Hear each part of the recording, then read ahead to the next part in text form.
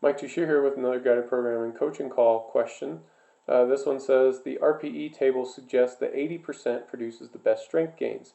I've seen this referred to in Zatsiorski's book, but it seemed also to say that sets of 4 at 75% were most common, at least for weightlifters. Can you point me to the evidence re the 80% being best apart from in that book? Um, well, I don't necessarily think that 80% produces the best strength gains. And we really have to look at this stuff in context anyway. So if we were able to find some evidence to say that 80% does produce the best strength gains, um,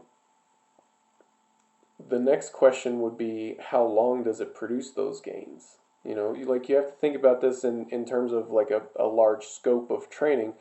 We don't only stick with one zone of intensity, one level of intensity. It varies and it increases and decreases. Different zones are good for different things. We don't have to stick to only one.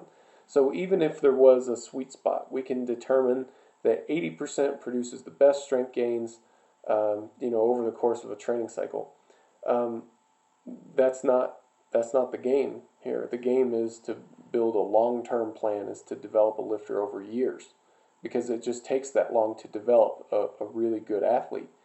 Um, so necessarily to develop the best lifter over years, yeah, you do need good progress from one cycle to the other.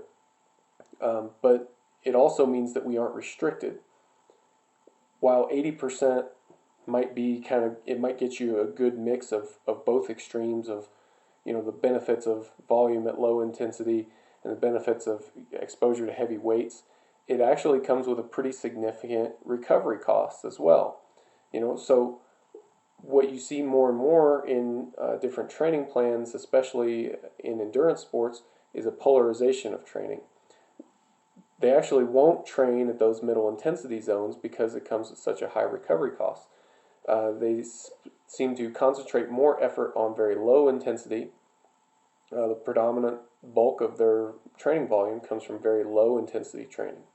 And then there's a bit of very high intensity training and almost nothing in the middle.